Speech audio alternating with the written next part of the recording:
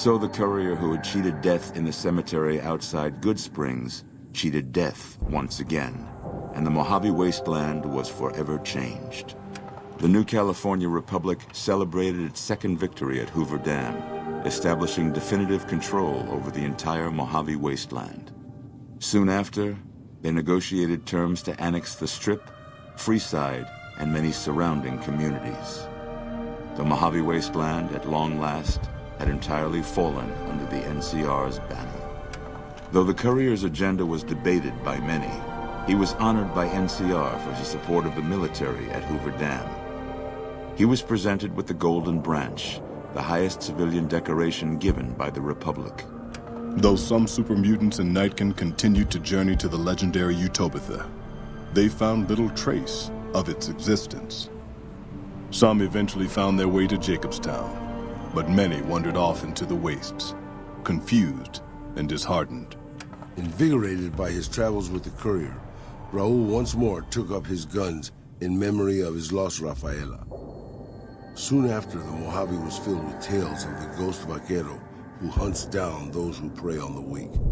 With the help of the gunrunners, the Boomers developed a healthy trading relationship with the NCR.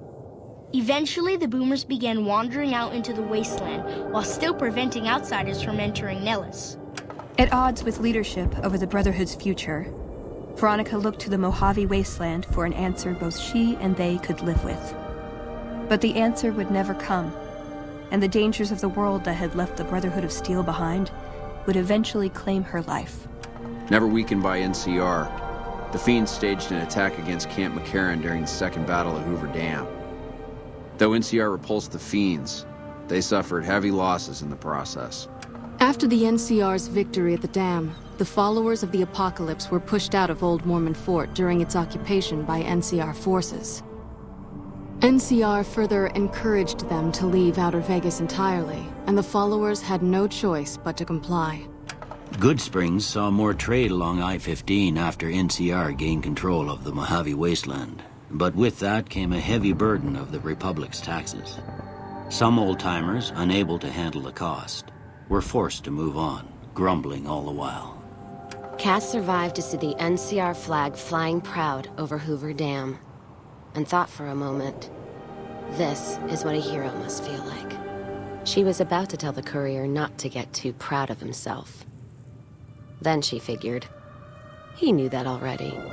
So she laughed, said fuck it all, and raised a bottle to the dam and the ones who had fought for it. As far as she was concerned, the whole thing was proof that playing out a bad hand can pay off in the end, as long as someone like the courier was holding the cards. After generations of being beaten down, the great Khans were finally broken by the courier. Those few who avoided the courier's wrath moved north into the wilderness of Idaho, where they tried once more to rebuild. After the NCR victory at Hoover Dam, the temporary truce between them and the Kings blossomed into a full-scale relief effort for the people. While the NCR made repeated entreaties that Freeside join the Republic, the Kings steadfastly maintained their independence. The Misfits' laziness caught up with them when the Legion attacked Camp Golf. Those who weren't killed in the attack attempted to flee, but were caught at Mojave Outpost, court-martialed, and hanged from the Ranger Monument. Cook dead, the powder gangers at Vault 19 fell apart. Those who weren't destroyed by the courier fled into the hills or attempted to work their way back through the Mojave Wasteland. Few survived. After Hoover Dam, NCR helps rebuild Primm as a major stopping point on the Long 15. Though Primm citizens chafe under NCR's taxes, they benefit greatly from the increased protection and merchant traffic.